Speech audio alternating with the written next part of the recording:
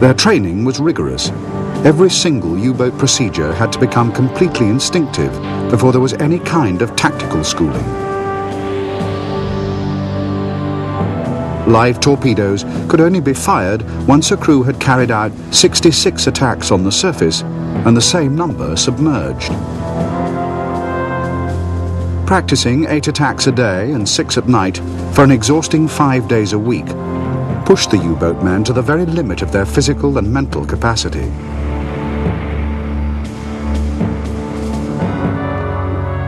The arduous training undergone by the men of the U-boat service encouraged their belief that they were an elite corps within the already elite Navy. Their beards were not just a practical measure to save valuable fresh water, but a symbol of their elevated status.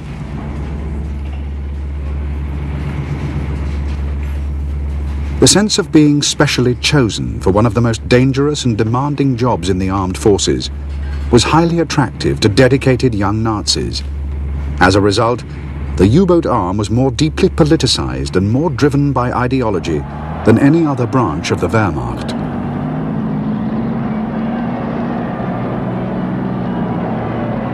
In the spring of 1940, when the U-boats returned home from their first sorties against the British, they became the new heroes of the Third Reich.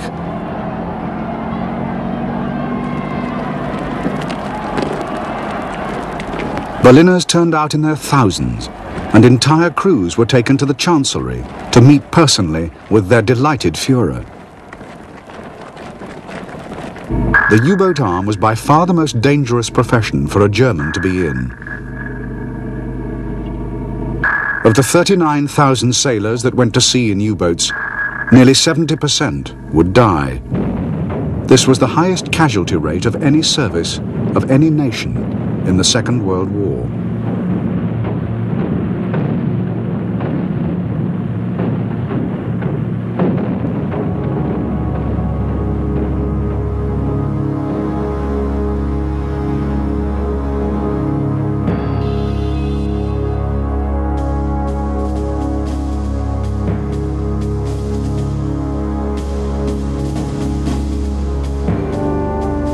During the 1920s and 30s, the Royal Navy had suffered from severe financial restraints.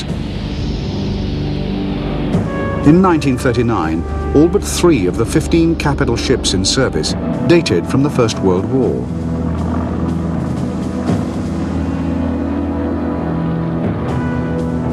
Cutbacks had steadily reduced the Navy's design and manufacturing capacity, slowing down the building of new ships, and innovations such as carrier aircraft had been seriously neglected.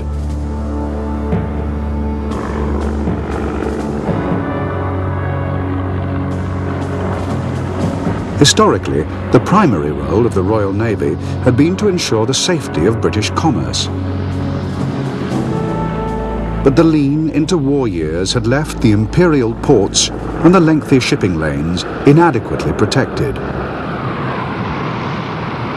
When war finally came, the Royal Navy found itself with the full-time job of protecting the largest merchant fleet in the world, at a time when even its basic stocks of fuel and ammunition were below battle readiness. Ironically, one of the main causes of the Navy's meager convoy protection was the successful development of an underwater listening device, ASDIC, or sonar. Experiments in the 1930s had convinced the British Admiralty that this secret weapon could make a convoy invulnerable to submarine attack. However, the experiments had been flawed. Conducted in ideal weather conditions, they took no account of the harsh realities of the Atlantic Ocean.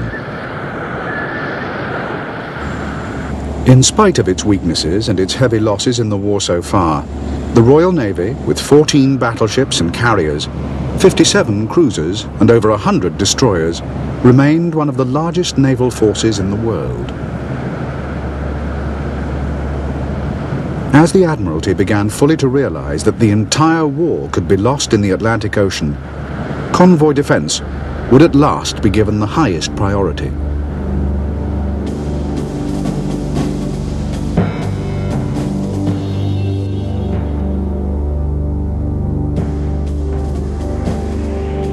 The Flower-class corvette was a small, armoured escort vessel, based on an old 19th century design for a whale catcher. It was easy to build and extremely cheap, at just half the cost of a destroyer. An additional advantage was that many improvements could conveniently be made while the ships were still being built. The corvette was basically a seagoing coastal ship, poorly suited to deep-water voyages in the Atlantic Ocean. It rolled severely, quickly exhausting even the fittest crews. Although too slow to overhaul a surfaced U-boat, the Flower-class corvette could cross the full width of the Atlantic Ocean without refueling.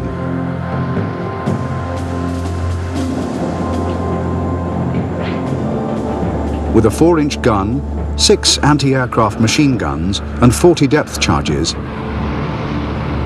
the corvette would become operational during the most severe escort shortage of the war. Its cheap, fast construction, its long endurance and its small but deadly armoury would make the Flower one of the most important Allied weapons of the battle, the mainstay of the British and Canadian convoy defences.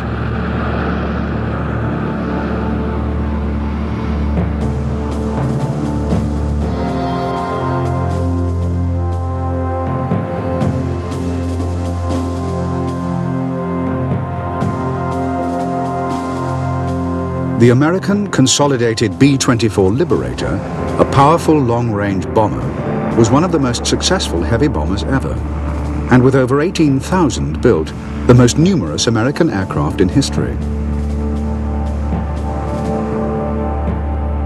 It was first supplied to RAF Coastal Command in June 1941, and the British would eventually receive almost 1,700. The Liberator was cold and drafty and earned a reputation for breaking up easily on crash landings. But with a range of more than 2,200 miles, the aircraft, in British and American hands, would at last seal the mid-Atlantic air gap, giving convoys full protection throughout their entire voyage. Later in the battle, they would be fitted with powerful spotlights called lee lights, and a revolutionary 10-centimetre radar, which would dramatically enhance their effectiveness. In the Battle of the Atlantic, the B-24 would become one of the most valuable weapons in the Allied arsenal.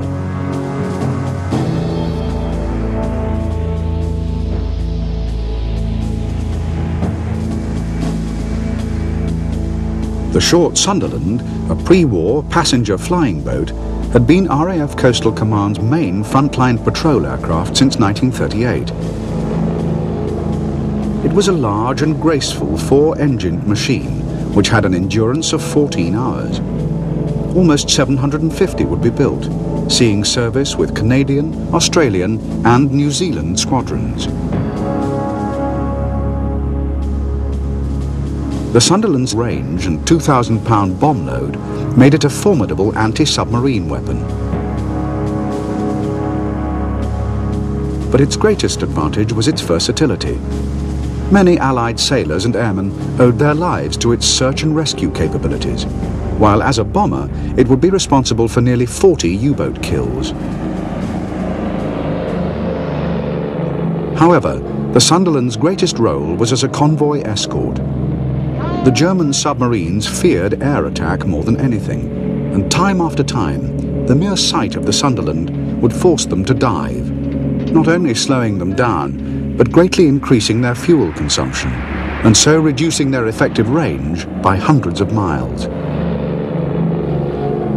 The Sunderland was slow, with an average cruising speed of just 134 miles per hour.